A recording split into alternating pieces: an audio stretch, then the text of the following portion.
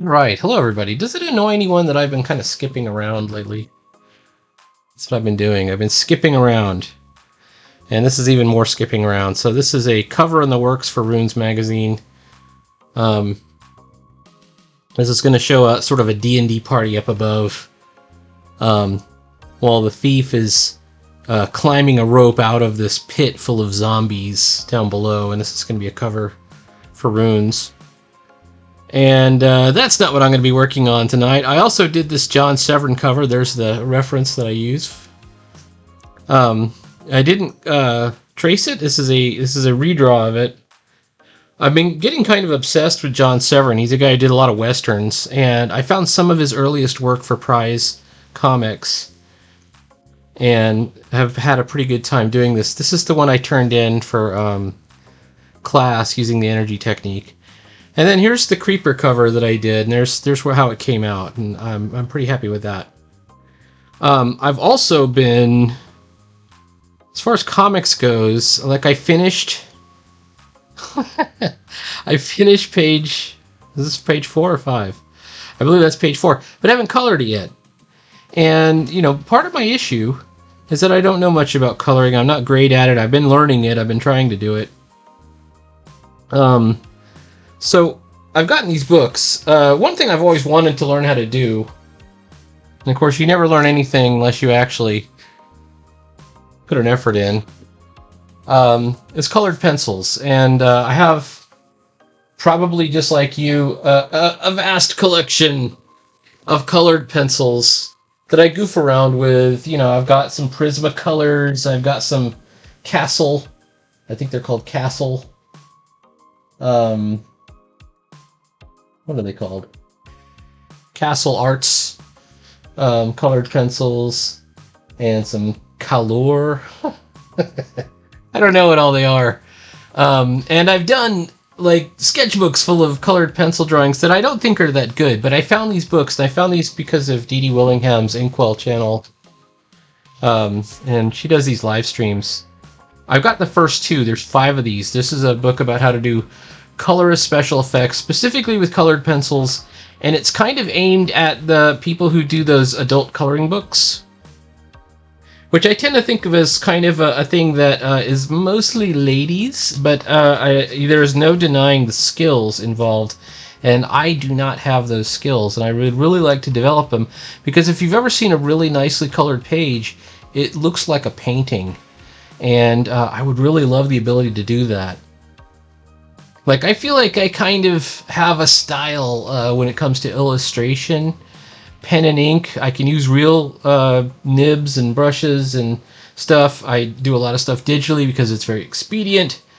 But there's no denying it would be so cool. It would be so cool to have the skill to do stuff with colored pencils, because they're a relatively inexpensive medium. Look at these eyes. And they're showing you how to do it. They're showing you how to do it, how to think about the light source, how to think about the shadow. I highly recommend these. This is Helen Elliston's Colorists Special Effects, and this is Colorist Special Effects 2. You can do the exercises right in the book, which I'm going to try and avoid, but it'll tell you, like, this is the colors you should choose. Here's the layers you should be thinking about using. Add this layer, and they've got a couple of practice pieces too. Here's air bubbles. Look, I'm in a serious pencil illustration course by Ryan Benjamin, and he had us drawing spheres. He had us drawing spheres for that that class. I might even have some that I can show you. I don't know if there are any in this book. I've got them in one of my sketchbooks. I've got tons of them.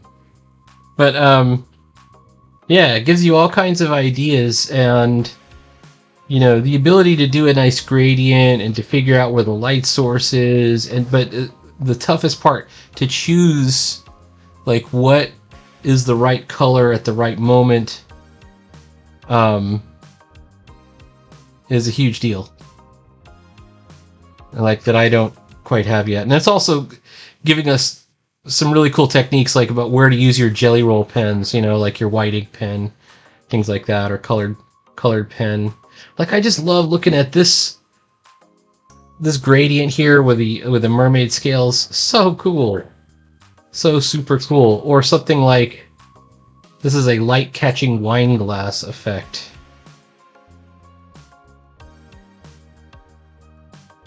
Oh, or chrome. How to do chrome.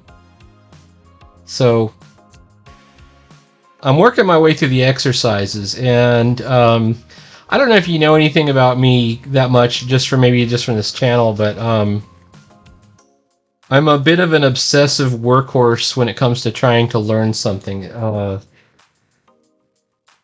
And so I want to work through all of these different prompts and figure things out. Look at this apple, where she got this smooth gradient with a light source. There's some glossy red grapes. How did she get this texture in the ice cream? Right? These are all techniques. These are all techniques that would be... Oh, flames. Man, I have a hard time drawing flames. Even in illustration, and there she's giving you a method that will work. Textures like feathers or something that's wet or smooth or metallic or reflective. This is a sunstone gemstone, or how to do these gemstones. Wow. These are skills I want to learn. Skull and crossbones. That comes up often in my work, skulls and crossbones. See, it's not all for the ladies. Anyone who is watching this, don't be offended. I want to be as good as you, you know? I've seen some amazing colored pictures. I'll just give you a couple of the ones that I recommend. If you go on Instagram, Cat and Paste, Dee Dee Willingham, Terry Brett. I love their approach to coloring. And I'm especially thinking about Cat and Paste. Very cool.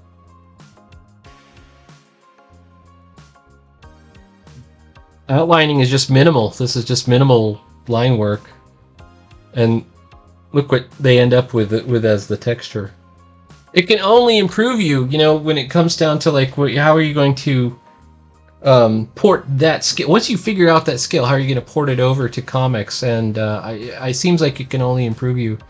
There have been a lot of great colored pencilists in comics. I would especially point to, I believe, Colleen Duran, and I think Wendy Penny did some colored pencil pieces that are really good. I'm also a big fan of Gretel Letsky. I think it's Gretel Letsky. I know her Instagram name is Greletsky. I also look at that one a lot. And I know she also uses markers, like markers are a part of it. And I have a little collection of markers as well.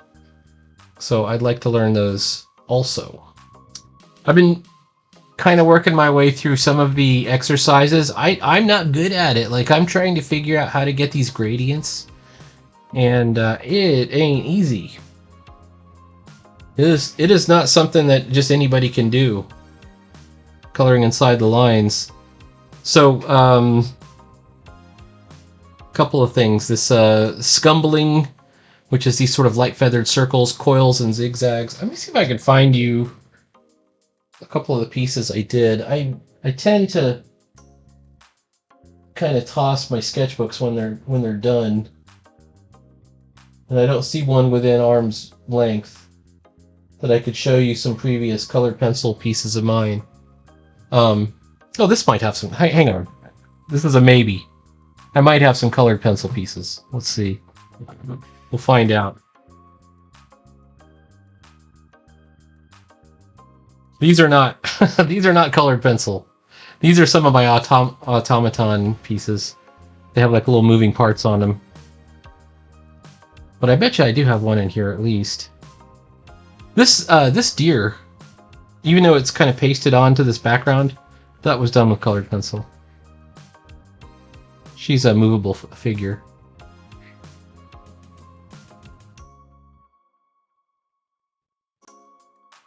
This wyvern was colored pencil originally, and so is this lion.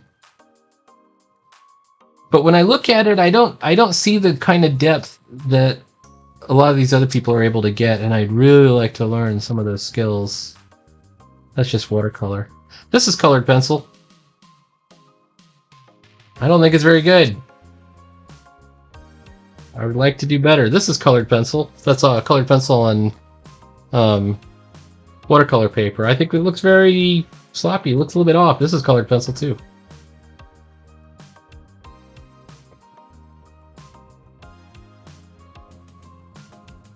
There's a horse I did. And a unicorn. And some lions. Well, anyway. So anyways, I'm going to do a quick gradient. We're going to walk through this, and that'll be about it. This is basically page 1, dark to light gradients. I'm going to try it with coils, and basically I'm going to use this, what is this? Purple light purple. So this is the coil technique. And we're going to go dark on the edges, and we're going to go light as we go in.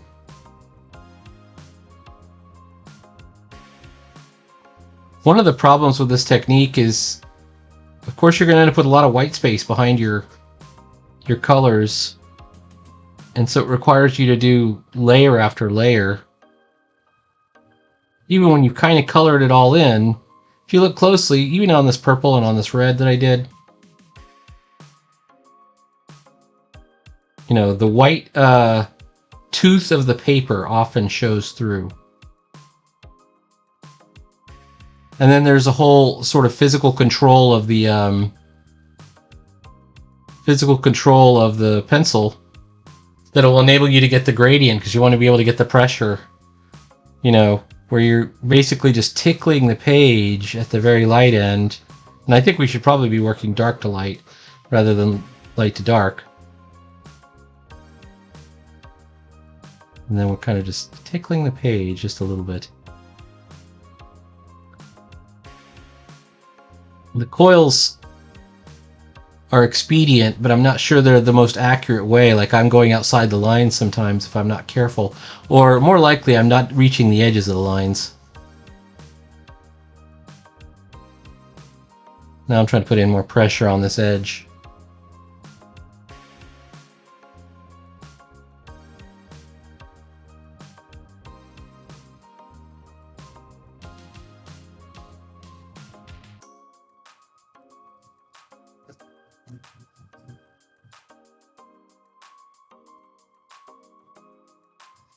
Is it fair to, like, switch techniques in between? Like, you know, they give you these 3 techniques: the zigzag, the coil, and the scumbling. Use pressure to gain saturated color at the darkest part. Gradually reduce the pressure to just tickling the page as you move across. It's okay to lift the pencil and go back up, building in layers. Holding the pencil tip at an angle is helpful for shading, as it reduces harsh marks and give you more even coverage. Mastering shading gives you a basis to advance your skills and bring your coloring to life by introducing light and shade. That's what I want to do. This is all about trying to boost your skills. And I highly recommend it. Trying different things. Like, you know, sideburns. I look forward to seeing sideburns and stuff, because he dabbles in sculpture as well as illustration. I always think that's pretty cool. Another example that people like to point out is Chris Ware, and I believe even Seth, the cartoonist, does model making. Seth built a whole model of the town from his comic.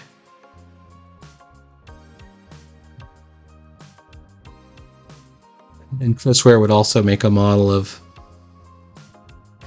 the illustration that he'd be working on. Okay, I've moved on from coils to trying these more tightened, scumbling circles, but I still want to And I'm wondering if I'm doing this wrong by switching the direction. It doesn't feel wrong because, you know, the more you change up your angle, the better chance you have of covering up some of those little white toothy marks.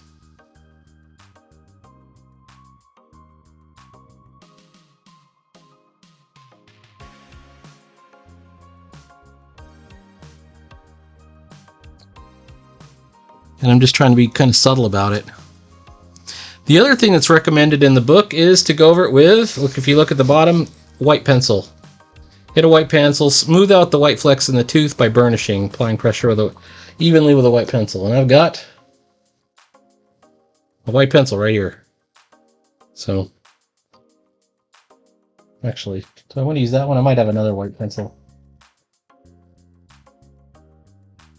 That's my Caran d'Ache. Which it's a white pencil, but it's also like a white watercolor pencil. I'm not sure if that matters. Maybe it doesn't.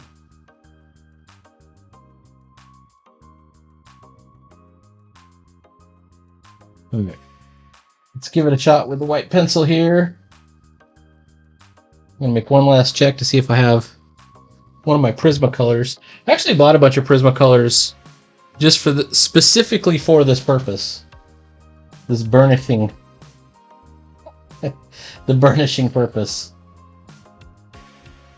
I'm looking through here. Well, it can't be far off.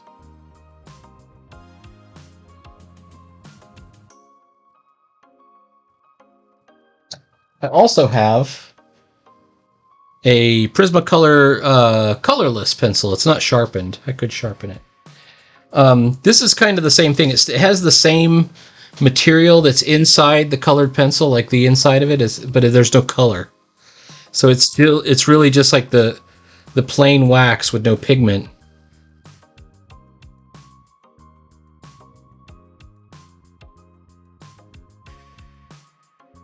And, you know, once again, I'm not 100% sure I'm doing it right here. I'm just trying to be even with it.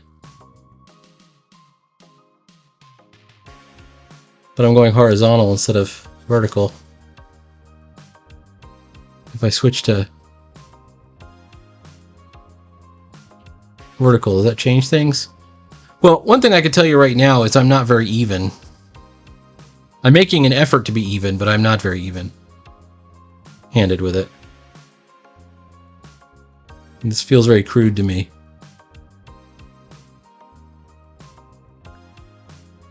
Hang on a moment, I'm going to sharpen. Well, you know what? I'm looking at it in the video, and it looks okay. It's starting to look kind of smooth.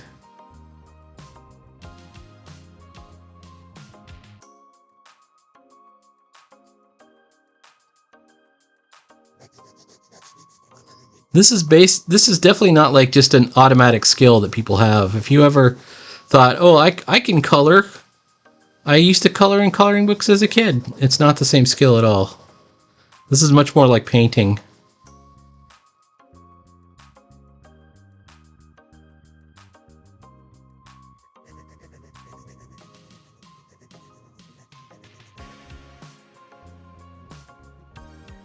I'm just trying to be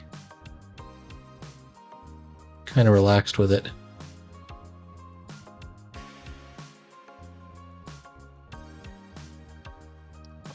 I wonder if I go over it again,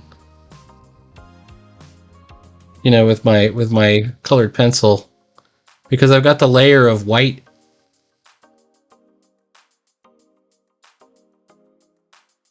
And this is actually dark purple. It's a whole different color.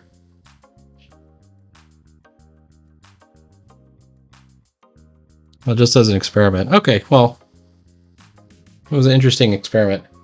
All right, anyways, that's it for right now. Please like, follow, and subscribe. I'm going to continue experimenting with art. Check out Helen Elliston's Colorists special effects when you get a chance. These are incredibly good tutorials. And like I said, I've got 1 and 2. And I believe there's 5 whole volumes of this. Look at that. Silver leaf. Such a cool effect. If you want to get good at coloring, practice. It's all about the practice. All right. Talk to you later. Bye.